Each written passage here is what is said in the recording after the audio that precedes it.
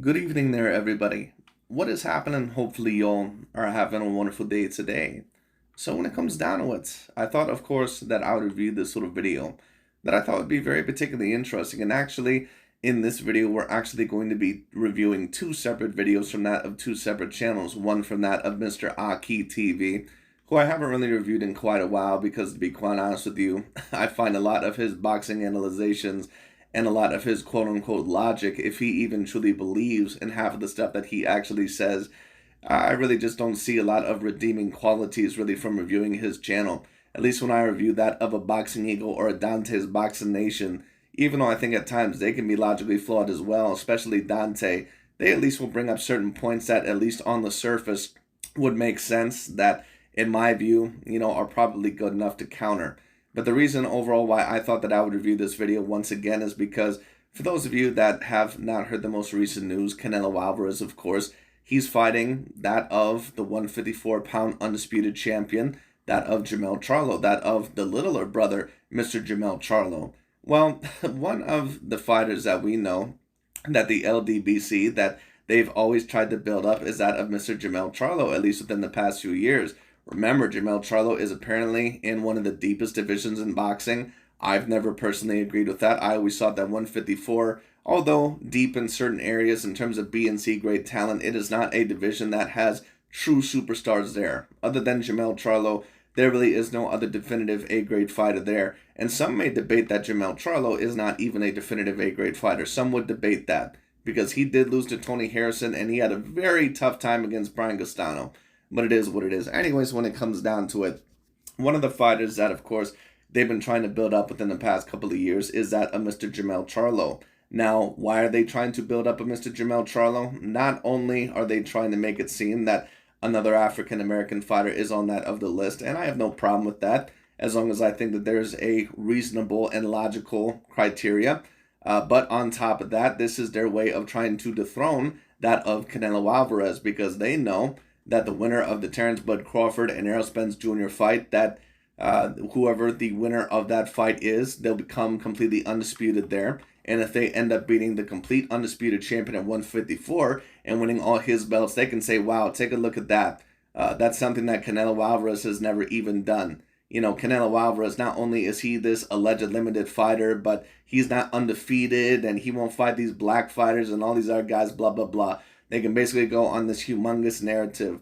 Well, now that Canelo Alvarez is about to face Jermell Charlo, this really fucks up their plans, like I said the other day, in a multitude of ways. Because not only does this kill the narrative, at least overall, to a certain degree, that Canelo won't fight either Charlo brother, even Jermell Charlo, who they still said that Canelo Alvarez, that he wouldn't fight him because he was even too afraid of Jermell Charlo, apparently. Well, not only does that screw up that, but if Canelo Alvarez beats Jermell Charlo to a pulp, which more than likely, if a good version of Canelo Alvarez shows up, he is more than likely going to do that.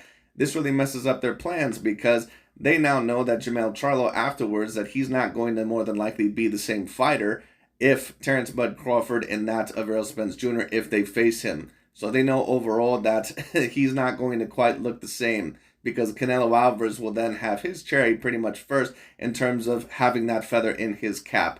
But I'm sure overall that once again, that they'll find a way pretty much to squeeze themselves out of that excuse as well, or slip themselves, out of that viability as well. But anyways, once again, just to talk about this logically, just to talk about the Canelo Alvarez versus Jermell Charlo fight, there is no doubt about it from a logical standpoint that, yes, Jermell Charlo, he is going to be smaller than that of Canelo.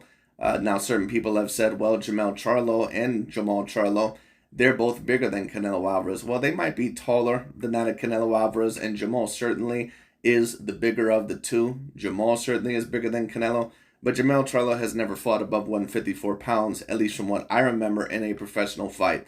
So this is going to be quite different. On top of that, Canelo Alvarez, yes, he is only 5'9" to 5'8" with a 70-71-inch arm reach, but at the end of the day, Canelo Alvarez, he does pack a lot of weight and he does pack a punch. He's a guy that rehydrates at around 185 pounds.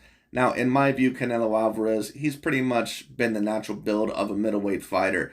But he's a guy that, once again, he's almost like a Gervonta Tank Davis, to where he has the height and the reach of some of those guys. but he is a little bit girthier than some of those guys. So once again, it's going to be very interesting to see how Jermell Charlo will be able to handle that. But once again, one of the things that's been so annoying about that of the LDBC and new media, especially with Canelo Alvarez or whatever fighter they've been mainly talking about, they always like to say that these particular fighters, that not only are they ducking or avoiding top tier competition, but they always love to say that they're also very limited, whether it be a Tyson Fury, Vasily Lomachenko, or Canelo Alvarez. And then as soon as a big fight that they believe that they're about to win, or they do win, all of a sudden they make a bunch of excuses. So keep in mind that, at least from the LDBC and new media's logic, there should not be a quote-unquote weight excuse. Apparently the weight excuse is not valid, because it wasn't valid when Canelo Alvarez fought Dimitri Bivol. It wouldn't have been relevant when they wanted Lomachenko to fight Crawford and Manny Pacquiao. It wouldn't have been relevant when Canelo Alvarez was allegedly going to go up to cruiserweight and they wanted him to fight Alexander Usyk. So why all of a sudden is it relevant now? Once again, the LDBC and new media, probably the biggest hypocrites that I've personally ever seen out of any of the other sports media channels that I end up watching. But it is what it is. Anyways, let's see what Mr. Aki TV says here, because according to their standards, and this is mainly going to be the main theme of the video, Jermell Charlo should beat Canelo Alvarez according to their standards. So if Canelo Alvarez does beat Jermell Charlo, he should be within their top 5 pound for pound according to their standards.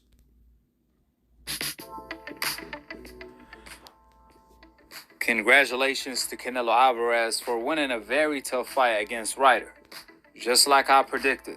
Despite Ryder being a... And keep in mind that this first part of the video that we're going to be reviewing is that of Aki TV, reviewing that of the Canelo Alvarez versus John Ryder fight, which in my view was probably Canelo Alvarez's most unimpressive performance within the past several years. Just in my personal view, I thought that he looked way too hittable. Now, he still dominated the fight in terms of winning the majority of the rounds. I still gave him anywhere from 9 to 11 rounds. But at the end of the day, Canelo Alvarez, I certainly have seen him look better. Cherry pick. He gave Canelo Alvarez a very, very tough fight. If you didn't know any better, you would have mistaken this for Hagler Hearns. This was supposed to be an easy showcase fight for Canelo Alvarez. However, it ended up being a war because of Canelo Alvarez's flaws. I told you guys, Canelo Alvarez is such a flawed fighter. He never dominates his opposition. It don't matter if it's Amir Khan or Ryder. It don't matter if he's fighting a D-level opposition or C-level opposition. He struggles anyway. Then when he fights B... Right, so they're trying to make this narrative of Canelo Alvarez as this limited fighter, and they've always tried to make this narrative about Canelo Alvarez was quote-unquote losing some of the fights before he ended up getting the quote-unquote knockout. Like, if you listen to their narrative, Canelo was allegedly losing to Billy Joe Saunders and losing to Caleb Plant and losing to Sergey Kovalev before he ended up winning those fights by knockout, which, of course, for any of us that watch those fights, we all know that that's a bunch of horse shit, for those of us who actually know how to score a fight. But Aki TV, he's a guy overall, once again, that didn't have a problem with Wilder and Tyson Fury being a draw. So once again, these are not guys that you want to take boxing scorecards from. But once again, isn't it so interesting, because one could say the same thing overall about that of Gervonta Tank Davis. One of the guys that they try to claim as one of the 3 kings of boxing, Gervonta Tank Davis, the same guy that was having a hell of a time against Hector Garcia, losing a multitude of rounds against a guy that was a clear B grade level fighter, losing multiple rounds against Isaac Pitbull Cruz, someone who's never won a belt, losing pretty much the fight before he ended up getting knocked out, against Rolly Romero. Like, come on. But apparently, Gervonta Tank Davis, he's not quote-unquote limited. Once again, this is how you know that they don't truly believe in what they're saying. They have a hit piece against Canelo Alvarez for whatever reason, and they're not going to stop until they're successful. Or A-level opposition. And this goes to show you that even if Canelo Alvarez, even if he beats someone like Charlo Benavidez and all the guys that they quote-unquote want him to, they're never going to put him at the #1 pound-for-pound spot, in their view, because allegedly, according to them, he's quote-unquote too limited. Even though Canelo Alvarez, once again, is 5'8" to 5'9", with a 70 to 71 inch arm reach, won titles at 154, 160, all the way up to the light heavyweight division. and for the past few years has mainly fought guys that have been a little bit bigger than him, like Billy Joe Saunders and Caleb Plant and Callum Smith and Danny Jacobs and even Gennady Golovkin, but apparently Canelo Alvarez, he's this super duper limited fighter. Of losing. Keep in mind, these are the same guys that once upon a time had Deontay Wilder within their top 5 pound-for-pound list. Like he did to Floyd and Bivol, or end up robbing his opponent like he did to Lara. That's why Canelo... Now notice when they said that he robbed his opponent like Lara, or Araceli Lara, for those of you, of course, that know that fighter, he didn't mention Gennady Golovkin. And the reason why they didn't mention Gennady Golovkin is because they pretty much mention Gennady Golovkin whenever they feel like it, which once again goes to show you that a lot of the times they don't truly believe in what they're actually saying. Because one of these days, they'll say, oh, well, Gennady Golovkin got robbed that fight. But then the other day, they'll say, well, Gennady Golovkin lost that fight because he was an overrated hype job. The reason why they didn't mention Gennady Golovkin here, and the reason why they're so wishy-washy, is because they have to try to degrade that of Gennady Golovkin and Canelo Alvarez, because both of those guys are enemy fighters. Once again, a lot of people who don't go this far back, Gennady Golovkin was enemy number 1 before Canelo Alvarez. So they were, they actually hated Gennady Golovkin more than Canelo. They still didn't like Canelo Alvarez. But they had to allege that Canelo won that fight because Gennady was getting a lot of pound-for-pound acclaim, debatable as the number 1 pound-for-pound boxer in the sport, and they had to try to tear that down. Once again, goes to show you what their true objective is. Their true objective is to make sure that fighters like Golovkin and Canelo and Lomachenko, that they never grace that number 1 pound-for-pound spot. And don't get me wrong, like I said, are there certain Caucasian fighters or other fighters, non-black fighters, that are promoted more heavily than that of black fighters? Certainly, in certain regards. But, at the end of the day, don't try to overall discredit a fighter like Canelo Alvarez, who's done all these things in the sport. Like, I think I had one person in my comment section yesterday, and he asked overall why I didn't give his comment a heart or something like that. And I'm not even sure if the person was legitimate overall in what he was stating, because the shit that he was stating was really so idiotic. Like, you got these people on these channels, or that come from these channels, they actually believe that Canelo Alvarez is just this mega hype job. Like, how can you defeat Danny Jacobs, Gennady Golovkin, Miguel Cotto, Sergey Kovalev, Billy Joe Saunders, Caleb Plant, and Callum Smith, and Araceli Lara, and Austin Trout, and he's beaten every single one of these guys. All these guys that you could debate were A-grade when Canelo Alvarez fought them. He's a 4-weight division champion, completely unified in one of them. And now that the Jermell Charlo fight is happening, they don't even believe that Jermell Charlo will win. But I'm supposed to believe that they believe that Canelo Alvarez is this quote-unquote limited fighter. Okay. Alvarez always ducks the best opposition. The fighters he's supposed... I have no idea absolutely why the hell they have John Ryder about 5 inches shorter than Canelo, knowing damn well that Canelo Alvarez is about 5'8" to 5'9". But that goes to show you, once again, the propaganda that they're trying to push. Supposed to be fighting the A-level opposition, aka Andre, Charlo, and Benavidez, because that will be his fate, is taking an L. And I'm not... You hear that? Fighting any of those fighters will be his quote-unquote fate. He'll lose to every single one of those fighters. There's been no mention overall of don't fight Jermell or Jermell Charlo right now because they're on a layoff. There's been no mention of that. Even when Canelo Alvarez was apparently about to fight Jermell Charlo after his Juan Macias Montiel fight, what were they saying? Oh, well, of course, now he fights him, after that iffy performance. And for those of you that have never seen Jermell Charlo has had iffy performances his whole entire damn career. Both the Charlo brothers have. Talking about a lesson. I'm talking about a loss. With the facts being laid out when it came to tonight, Canelo Alvarez from the opening bell, he was throwing bombs trying to get Ryder out of there. However, he was missing a whole lot. On the other hand, Ryder had a lot of... Well, just to talk about the fight on a more serious note, that of the Canelo Alvarez versus John Ryder fight, Canelo didn't really look like he was missing a whole lot to me. He just looked way too hittable. And maybe it was because of the type of approach that John Ryder was taking. Canelo looked like his stamina, in my view, was not the same level as what it was a couple years ago. Now, he's always had stamina issues, but he did not look quite as well paced here, in my view. And he did get hit more in this fight than what I've even seen him within the past several years. He got more hit total in this fight, in the John Ryder fight, than what I've seen him, probably for the past several years.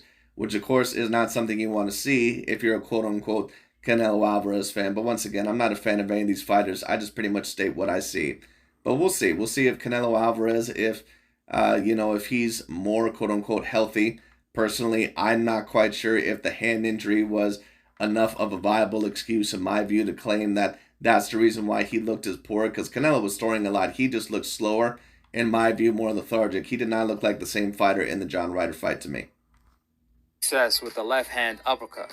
He will close the gap and land the uppercut every single time in the inside.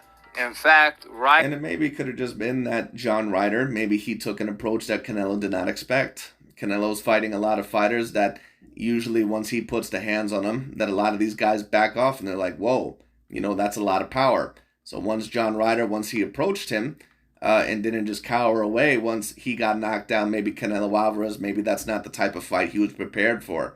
But I'm not quite sure if that's it, because Canelo usually prepares for each and every fight accordingly, at least usually. And I don't know, maybe he just had a little bit of problems against that type of style. Ryder was landing the uppercut from the first round to the last round. He couldn't miss with that punch. See, a sign of a great fighter is once they get hit with a certain punch, they automatically take it away from their opponent. You see Devin Haney, Shakur, Gervonta, Floyd Mayweather, Crawford, Errol Spence, and any great fighter you could name. Once they get hit with a certain punch, they automatically adjust and take that away from their opponent. Well, they try the best they can, but there are certain fighters, especially that of Terrence Bud Crawford, who will get hit by that of repeated shots. Terrence Bud Crawford at times gets hit a little bit too many times with that of the right hand. It's always been a problem with him. And as for Canelo Alvarez, he did get hit a little bit too much in this fight. But like I said, Canelo has looked like a slower version of himself to me, probably within his past 3 fights. So we'll see what happens. But, once again, these guys have always tried to, allege this bullshit about how Canelo has this quote-unquote bad defense and all this other stuff, which, of course, has never been true. If you take a look at him in the Caleb Plant fights, the Danny Jacobs fights, the Gennady Golovkin rematch, Canelo is usually very defensively responsible. Not only is he usually very defensively responsible, but one could argue that at his peak, he was the best defensive boxer in boxing during his era. Now, of course, that is barring that of Floyd Mayweather Jr., but Floyd wasn't really around during Canelo Alvarez's peak. So it is what it is. That he retired, I believe, all the way back in 2015. Canelo, in my personal view, although he was in his prime when Floyd beat him, he hit his total peak probably at around whatever that year was when he defeated Gennady Golovkin in the rematch. That was when he hit his peak. However, tonight, we saw Canelo Alvarez get hit with the same punch all night long, and he couldn't make adjustments against a C-plus opposition. Think about that. Per usual, Canelo Alvarez looked like a robot. He can't do anything. And I don't mind saying overall that John Ryder was a C-class level fighter. One maybe could debate that he's a B-grade level fighter. But if he is, he's not much above a B- or a B. But remember, these are the same guys that claim that Gervonta Tank Davis, he's fighting top-of-the-line opponents by fighting Rolly Romero. It's not programmed to do. He only kept doing the same thing over and over again. Just like a robot, he kept repeating himself. It didn't matter if it was working or not. However, when it came to making adjustments, he made pretty much none. Now, what was working for Canelo Alvarez was the body work. This was actually an 18 by 18 ring. Usually fighters will fight in a 22 by 22 ring. So Ryder pretty much couldn't move, and Canelo took advantage of that. Nevertheless, even then, when Canelo dropped Ryder, I believe in the 5th or 6th round, I thought the fight was going to be over. However, Ryder shockingly got up and started whooping on Canelo Alvarez, connecting more than any previous round, while Canelo was missing pretty much everything after the knockdown. Throughout the fight, Canelo Alvarez connected more than Ryder, and he still couldn't get Ryder out of there. On the other hand, Canelo Alvarez... Yes, and to be fair, maybe Ryder is just tougher than what we all personally thought he was going to be. Ryder, once again, has only been knocked out once in his career. And he was not knocked out by Callum Smith. He was not knocked out by Danny Jacobs. He was not knocked out by other opponents that were quote-unquote looked at as somewhat of top-of-the-line fighters. So maybe John Ryder was just tougher. Now, in my personal view, Canelo Alvarez, he was personally past his best in my fight, in my personal view. But he still does have a little bit left in the tank. How much he has left, that's yet to see. He got hit too much himself. And I'm talking about he got hit clean, especially for the level of opposition he was up against. You would have thought this was Hagler Hearn, the way Canelo Alvarez was getting hit. And I'm talking about hit clean. Canelo said he was 100% healthy leading up to this fight. And when he's 100% healthy, nobody could beat him. Say you hear that there is no quote-unquote excuse about a hand injury, even though Canelo Alvarez had surgery on his hand. And even he said he was warming it up in the beginning of the fight and started off a little bit slower. Okay, so you hear that there is no excuse for that of his quote-unquote hand. But as soon as Jermell Charlo was about to fight Canelo Alvarez, oh, what do we hear? Oh, he broke his hand in sparring not too long ago. What happened all of a sudden to the same standards? I thought that Canelo Alvarez, right after the hand surgery, once again, I thought that he had to fight David Benavidez, Dimitri Bivol, Artur Beterbiev. Well, what all of a sudden happened to those same standards? Once again, they claim that Canelo is this limited fighter, and they claim that he's not pound for pound. But what else? What other type of fighter would you ask these debatable standards from? Because they're not asking Jermell Charlo or Andre to do something like this. However, because every single time Jermell Charlo or Andre, when they're allegedly about to fight David Benavidez or someone else, it's always, oh, well, they can't because, they're not used to that weight class yet. But Canelo Alvarez, go up there, after a hand surgery, fight Dimitri Bivol, fight Artur Beterbiev, and if you're going to cruiserweight, fight Alexander Usyk. And Lomachenko, fight Terrence Crawford, fight that Manny Pacquiao, fight those guys. But Jermell Charlo, no, he broke his hand. He can't do it. The way he looked tonight, Bivol will knock him out.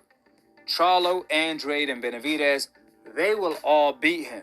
We all witnessed the best version of Canelo Alvarez, which shows and proves that his problem is not the excuses he keeps making to why he lost to Floyd, Bivol, so on and so forth, but what his problem is. He lacks IQ. Now you hear that? Apparently, overall, it is an excuse of why he lost to Dimitri Bivol. The size, quote-unquote, excuse, even though Canelo Alvarez clearly is not the same size as Dimitri Bivol. Canelo Alvarez, apparently that size excuse was a quote-unquote excuse. Now we know that Canelo, once again, he rehydrates very heavy, but still, Canelo Alvarez, on average, he is not as heavy as Dimitri Bivol, and he certainly is nowhere near as big. Dimitri Bivol is a natural light heavyweight. Canelo is a middleweight fighter, okay? That's what it is. So remember, that was a quote-unquote excuse that Canelo Alvarez used. All right, now let's hear later on what Dante has to hear about, say about Jermell Charlo. Remember, both of these guys were saying that was a quote-unquote excuse. Q, skill, defense, and the things that matter. That's why Canelo Alvarez is a flawed fighter. And he will always lose to the best, which is why he ducks the best instead of fighting the best, win or lose. Nevertheless, you hear that? Canelo Alvarez allegedly ducks the best because he's limited. He can't make any adjustments. He's this average Mexican fighter. He has very low boxing IQ. This is what we're being told by that of the LDBC and new media. Yes, we shall see if Canelo Alvarez is a man of his word, or if he's going to lie for the third time and duck Bivol once again. However, Bivol is not Canelo's only problem. If Canelo... You hear that? He ducked Dimitri Bivol even though Canelo Alvarez was coming off of a hand surgery. No excuse of the hand. No excuse of the hand. Canelo Alvarez, even though he's way lesser than Jermell Charlo in terms of a fighter, he doesn't get those excuses, but Jermell Charlo does. Ducks Bivol, then he has David Benavidez problems and David Morrell problems. I see both of them stopping him, especially David Morrell. With the facts being laid out, Now, did you just hear that? He says that he sees both of those fighters stopping Canelo Alvarez, especially David Morrell. You know why he brought up David Morrell instead of David Benavidez?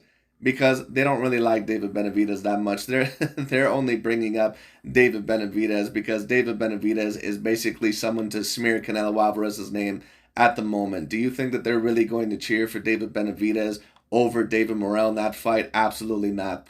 Dante's Boxing Nation and Boxing Eagle and all these guys, Aki TV. They claim, oh, well, I root for my country. No, you don't.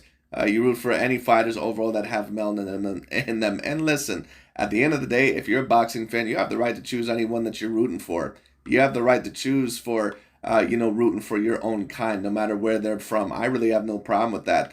But don't get on this bullshit about, oh, well, I root for my country and blah, blah, blah. No, you don't. Thoughts in the comment section below.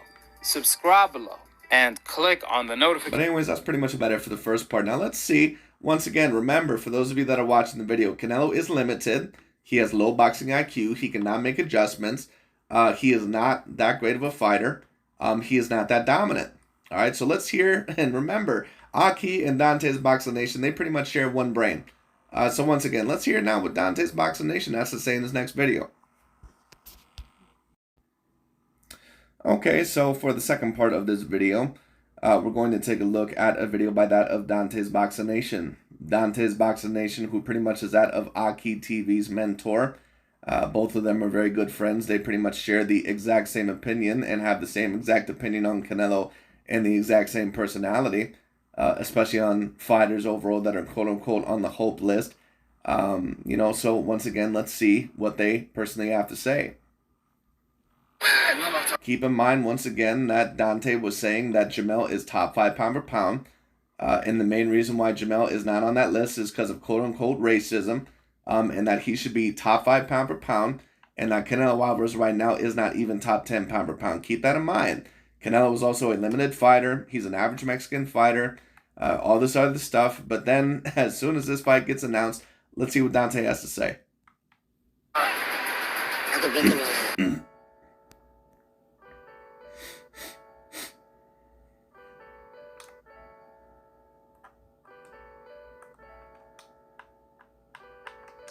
Dante's Boxing Nation, what's going on, guys?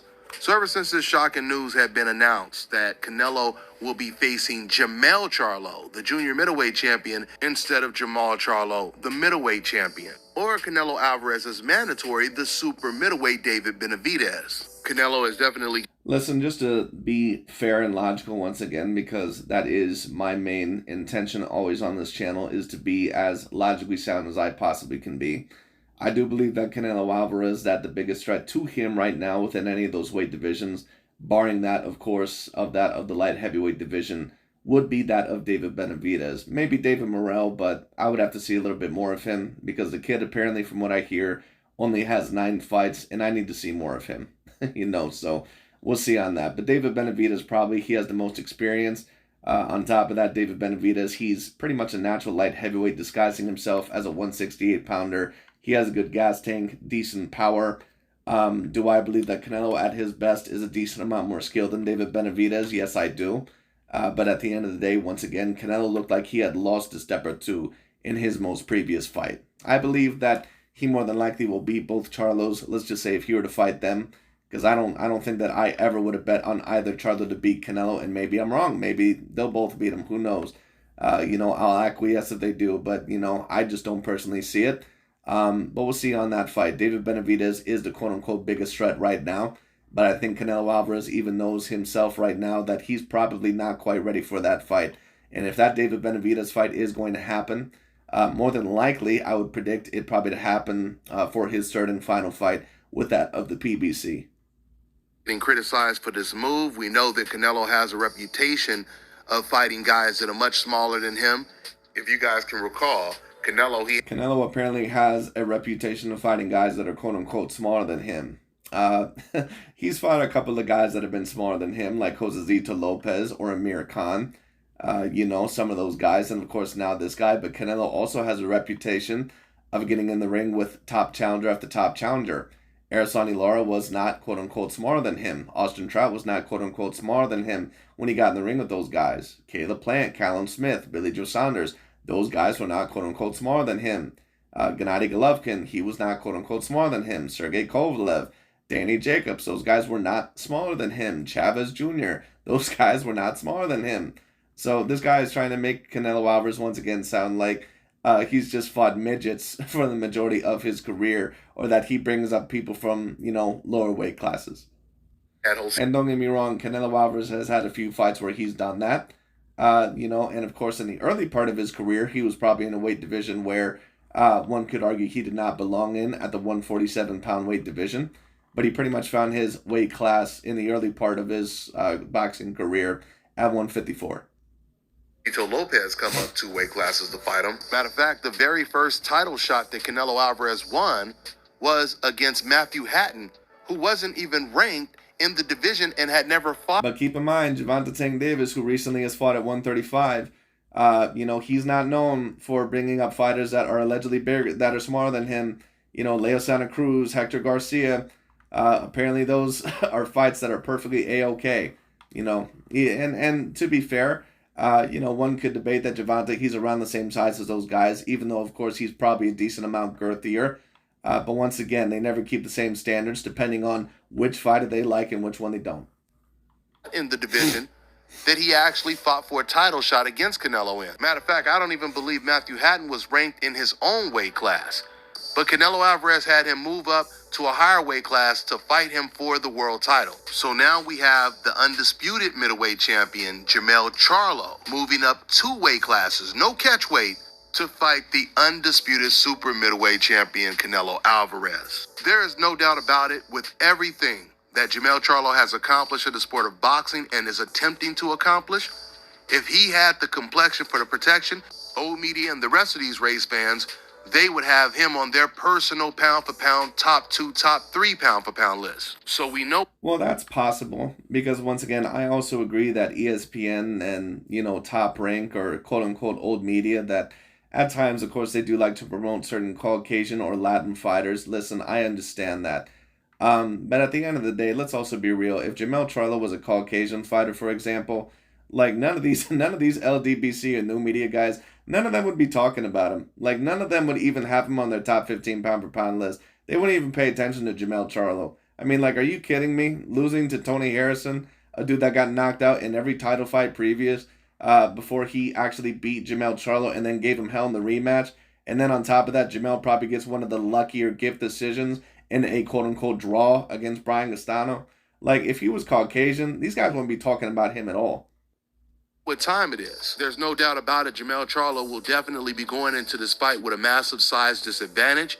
And yet I'm still waiting for old media to make massive size disadvantage. Dante, apparently from what I keep hearing, that the size is just an excuse, especially when it comes to those type of 2 weight division weight classes. Canelo Alvarez, when he lost to Dimitri Bivol, now keep in mind once again, Canelo did, have experience at the light heavyweight division. But he is not a natural light heavyweight fighter. And he was fighting a fighter that was at a better point in his career and probably a better all-around fighter than what Sergey Kovalev ever was in Dimitri Bivol. But apparently it's an excuse if you say that Canelo Alvarez, that the size was a quote-unquote factor in that fight. It's an excuse because size doesn't win fights, it's skills. But apparently with this one, it's a perfectly valid excuse. The same even though Canelo Alvarez, once again, is not a natural super middleweight, he pretty much is a middleweight. Excuses that they were making for Lomachenko going into the Devin Haney fight. How Devin Haney was just way bigger than he was. Every single time Fight Hub interviewed Devin Haney, they would always bring up Devin Haney having this massive size advantage. Let's see if they have. Because he did have a size advantage. Once again, Dante, why is the excuse a quote-unquote excuse with this, but then all of a sudden it's completely valid for this fight? That always tells me that you knew that there was a size advantage that Devin Haney had. You just didn't want to admit it because Devin Haney is one of your pro-blackity-black fighters. And that's not me saying that Devin Haney is going along with that of the pro-black narrative or anything like that. He's done wonders for his career, and I give him a lot of credit. But once again, all the LDBC and new media's objectives are, once again, is to promote black American fighters the best that they can. And basically, they will tear down anyone who is in their way. Canelo Alvarez, how does he feel having a bigger size advantage than even Devin Haney had? And once again, that's not an excuse because Jermell Charlo, he is going to be at a size disadvantage in this fight. There's no doubt about it. Just like Lomachenko, he was at a size disadvantage against Jermell Charlo. And Rigondeaux was at a size disadvantage against Lomachenko. And Gamboa was at a size disadvantage for Terrence Bud Crawford.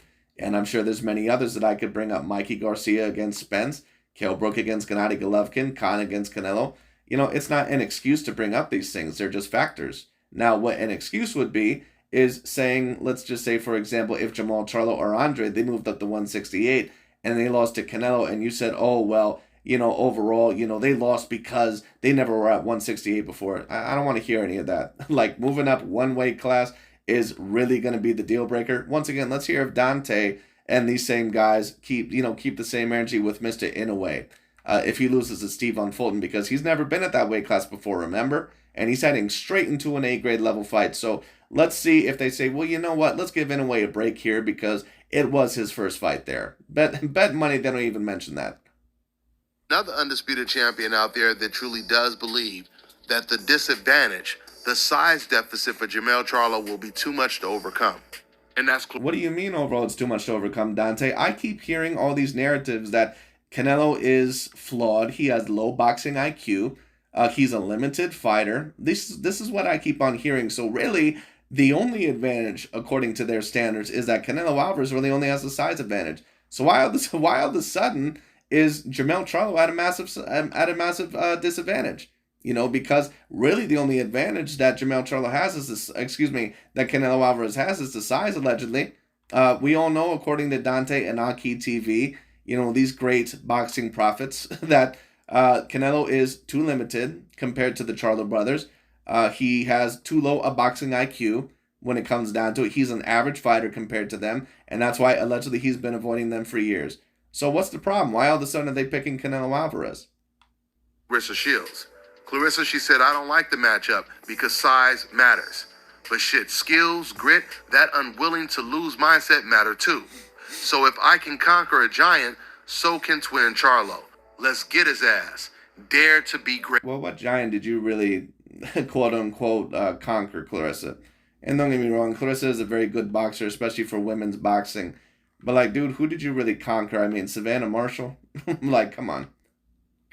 It's no offense, and women's boxing is improving, but women's boxing is still kind of going through its renaissance phase. It's still kind of going through the updating phase.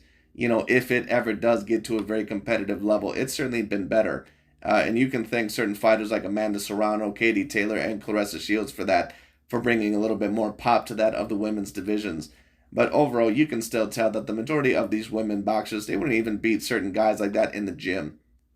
Clarissa Shields daring to be bold by showing her support towards her own country, Team USA, against the race fans that live. Yes, here Dante goes again on this bullshit overall of quote-unquote supporting your country. Keep in mind, David Morrell, that he's a Cuban fighter, was not born in the States, I believe. And David Benavidez, he's a Mexican-American fighter who also, I believe, is part Ecuadorian. Or part something else, I believe, as well. Either way, he's a mix of things. So I wonder if that David Morrell and David Benavidez fight happens, I wonder overall who he's going to be cheering for. You tell me that you're cheering for David Benavidez, get the fuck out of here. In the USA, we've seen so many fighters put themselves at a weight disadvantage, daring to be great. From Shane Mosley moving up 2 weight classes to fight Oscar De La Hoya, to Guillermo Rigondeaux moving up 2 weight classes to fight Lomachenko. But there's no doubt about it, if Jermell Charlo, who will most likely be the underdog in this fight because he's moving up 2 weight classes. Be the underdog, Dante? What are you talking about? It should be a 50-50 fight. Canelo is too limited. He has too low boxing IQ. This is what I keep on hearing.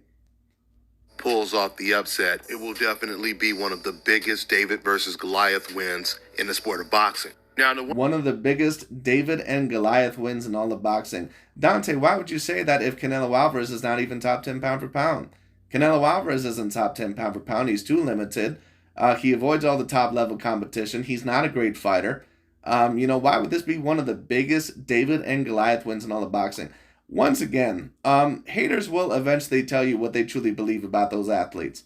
They truly tell you eventually what they actually believe. They slip up in certain, comparisons or in certain sayings. They've always told you, but if you've paid close attention, that we know Canelo Alvarez is a great fighter. We just don't want him as the number 1 pound for pound. One thing we do know is almost, not all the time, but a lot of times Canelo Alvarez fought an opponent that was much smaller than he was. That opponent was actually winning rounds. Amir Khan was winning rounds against Canelo Alvarez. And of course, Floyd Mayweather won every single round against the much bigger and younger Canelo Alvarez. And we know that Jermell Charlo is way better than Amir Khan. Fighters with a good jab, they always make Canelo Alvarez look bad. And Jermell Charlo definitely has a good jab. Believe it or not, this fight could turn out to be an easier fight for Jermell Charlo than the Brian Castano fight was. Hear that? Now Dante all of a sudden is saying that, this could be an easier fight for Jermell Charlo than the Brian Castano fight. I absolutely agree with Dante. Canelo Alvarez, he's too limited. He has too low a boxing IQ. Jermell Charlo, so what you're saying is that he should completely beat him, or at least like he should win this fight around 7 rounds to 5. So I'm expecting you to say that. Because unlike Brian Castano, Canelo Alvarez, he fights in spurts. And when Canelo Alvarez gets frustrated, he starts moving backwards. He starts moving around the ring. He starts losing strings of rounds. And I can see him doing the same thing in his Jermell Charlo fight. But there's no doubt about it, Canelo will be dangerous every minute of the fight because he will definitely have a serious size advantage over Jermell Charlo. Well, the size advantage is just an excuse, Dante. That's what I keep hearing. When it comes to Canelo or Lomachenko or some of these other fighters, the fighters that you don't like. So that's what I keep hearing. So no size, quote unquote, excuse for Jermell Charlo if you're going to also claim that for the other fighters. That's all I got for now, guys. I'm on to the next one. All right, now check this. But anyways, that's pretty much about it. So you heard Dante here first. Jermell Charlo should be a quote unquote easier fight even than the Brian Castano fight because Canelo is just apparently that limited. Once again, goes to show you how much of a fucking idiot these guys are. But once again, that's pretty much about it for today. But once again, let's see what ends up happening with this fight. On a serious note, Canelo Alvarez, in my view, still one of the better fighters in boxing. But it's clear that he is starting to slip off that mountain a little bit. He's starting to slide off that cliff. He still has a little bit left in him, but we'll see. In my personal view, Canelo, if I were to believe that he has a chance against David Benavidez or David Morrell, he's going to have to win this fight 11 rounds to 1 to 10 rounds to 2. He cannot give Jermell Charlo a lot of rounds in this fight. And I don't think that, if in a close decision, quote unquote, I think that more than likely they're going to give it to Canelo because Canelo still has a lot of great potential in terms of his marketing value, especially with that David Benavidez fight. But at the end of the day, Canelo Alvarez, if I'm going to say that he puts on an impressive performance, he's going to have to dominate Jermell Charlo somewhere around that 11 rounds to 1, 10 rounds to 2. Because Jermell Charlo, in my view, very good fighter, but he's not on the same level as Canelo Alvarez, not with both of them at their best. So I need to see a very dominant fight from Canelo Alvarez, 9 rounds to 3 at the very least, at a minimum. So we'll see. But anyways, you heard it from Dante and Aki TV. Canelo is way too limited of a fighter, allegedly. He has too low a boxing IQ, not good defense, gets hit way too much. And I also agree that he got hit way too much in that last fight, but of course, they take the context out of it. But anyways, that's pretty much about it for today. So, Jermell Charlo, according to them, should pull off the quote-unquote upset. Very interesting that they call it a quote-unquote upset, but then at the same time, Dante overall says that this could be an easier fight than the Brian Castano fight. It really goes to show you that these guys don't know what the hell they're talking about. But the reason why I wanted to do that once again is to show you, because I always get a lot of these guys saying, oh, well, why are you quote-unquote hating on them for, they're just telling the truth. You're just a Canelo Alvarez groupie. No, these guys have been major hypocrites and major racists for a very long time. They have big racial motivations. And overall, they have been lying to many of their fans and many people over for a very long time. All right? So they have showed you what their true motivations are. So it is what it is. Anyways, that's pretty much about it for today. I just thought that I would talk about that. Very interesting. That's pretty much about it for today. And that might be the last video about it for a little bit, so we'll see. But anyways, that's pretty much about it for today. Thank you all so much for watching. I'll talk to you all later.